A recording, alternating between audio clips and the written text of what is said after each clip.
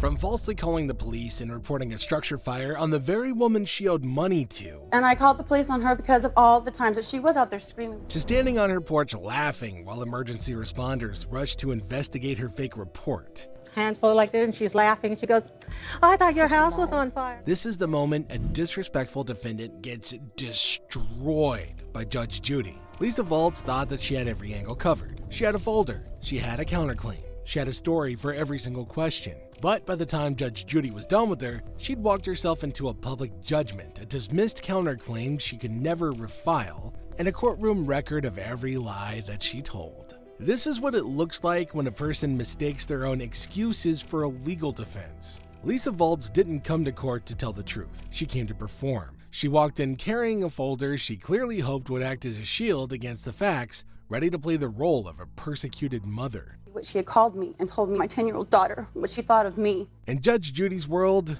the performance doesn't matter if the math doesn't all add up. Lisa's story was a house of cards from the very first sentence, and it only took one question about a letter to watch it all start to wobble. Do you or don't you? The plaintiff, Deborah Meyer, told the court she'd provided daycare services for the defendant's daughter under a basic agreement, $4 an hour or $20 per day for part-time care. The arrangement started in November 1st, 2000 and continued for several months. When did you begin taking care of her daughter? November 1st, 2000. According to her testimony, the child attended on a drop-in basis, meaning she wasn't enrolled full-time but came in as needed. Over time, those visits all added up. By August 2001, Meyer said the situation had reached a breaking point. Payments had become inconsistent, and despite repeated attempts to collect, the balance remained unpaid. At the time she terminated the daycare agreement, the outstanding amount stood at $280. But when the time came to settle the tab, the relationship suddenly didn't matter.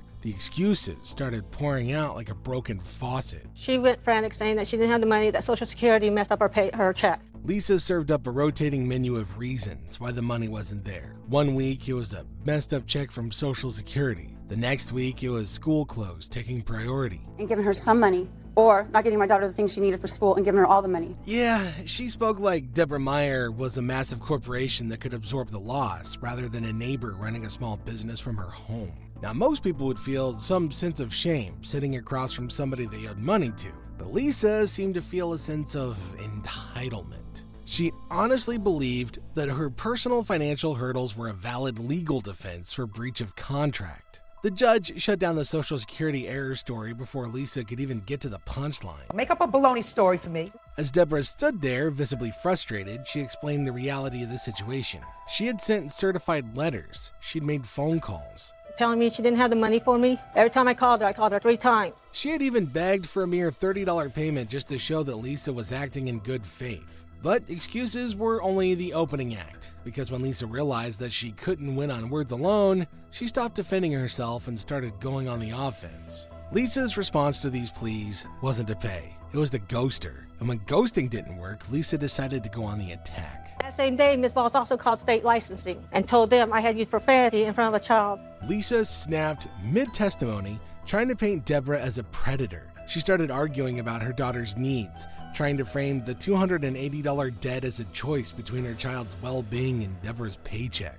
Honestly, it's a classic manipulation tactic. If you can't win on the facts, try to win on the optics. Lisa wanted the world to see her as a struggling mom being bullied by a greedy business owner. I would stand on her front porch, scream and yell at me. My daughter's ADHD and epileptic. Yeah, that did not land well. The judge fired back immediately, making it clear that a sad story is not a legal tender. You can't pay for services with your problems. What you're telling me is not actionable. Lisa's defense wasn't just weak, it was borderline pathological.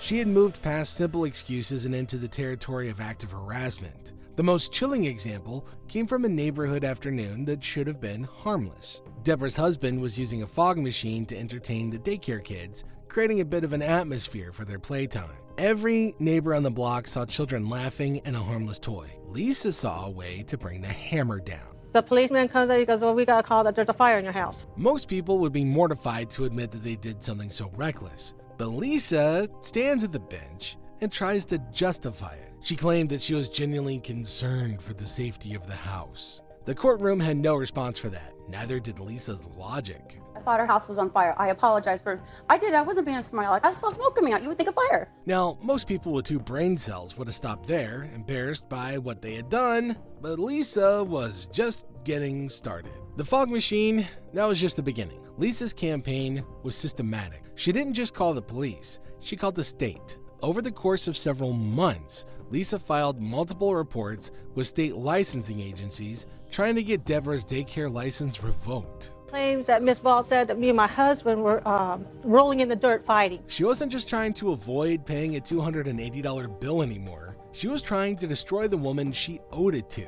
And then she decided to take it even one step further. The judge stopped Lisa the moment she tried to enter her damages into the record. Lisa had the nerve to file a counterclaim for the stress that she had endured. She actually wanted Deborah to pay her because she felt harassed by the request for payment.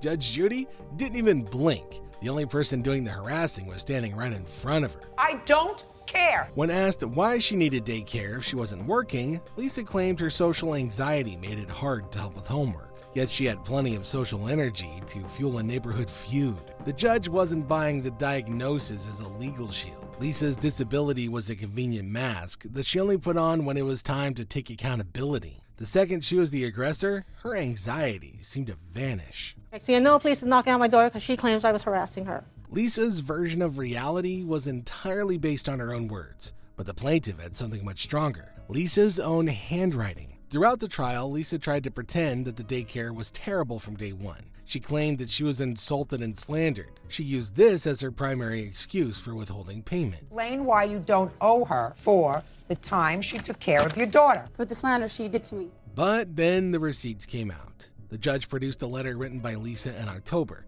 months after the fog machine incident, months after the supposed harassment. In that letter, Lisa didn't mention any complaints. She didn't mention neglect. Instead, she explicitly acknowledged the debt. She apologized for the delay. She promised to pay the money back in installments. Yeah, the room didn't need Judge Judy to explain what that meant. Lisa's own handwriting had just called her a liar. Hey, at that point, you acknowledged that you owed her the money. Yes, ma'am. The judge hit her with the facts before she could even finish her latest lie. You can't claim a service was terrible in August when you wrote a letter in October promising to pay for that very same service. The letter was the final nail in the coffin of Lisa's credibility. It proved that everything she had said about Deborah's daycare was a fabrication created after the fact to justify her own greed. That was well after you alleged this terrible thing that happened with your daughter. Lisa ignored logic until the very last second. Even as the judge was preparing to rule, Lisa was still trying to shuffle through her folder looking for one more excuse.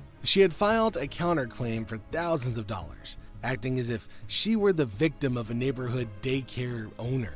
She was ready to take Deborah for everything she had. But the justice that Lisa was looking for didn't exist, because the facts were all lined up against her. Her claims fell apart because the state had already cleared Deborah. Lisa was standing alone on an island of her own making. You should have paid her her money, and then we wouldn't have had this trouble. That doesn't mean that. And then came the final judgment. The judge dismissed the counterclaim with prejudice, meaning Lisa can never bring those fake charges again. She tried to play the victim, but the only person who walked away with their reputation intact was the woman who actually did the work. Counterclaim is dismissed, and I'm entering a judgment in favor of the plaintiff for $250. Lisa walked out of the courtroom exactly as she came in, bitter, entitled, and full of excuses. She walked right into a $250 judgment and a public record of her own toxicity. Nope. Judge Judy. Gone. Even after the gavel hit, she couldn't help herself. She stood in the court hurling one last insult at Deborah, proving to the world that she hadn't learned a single friggin' thing. People like Deborah Meyer do not deserve to have a daycare like that.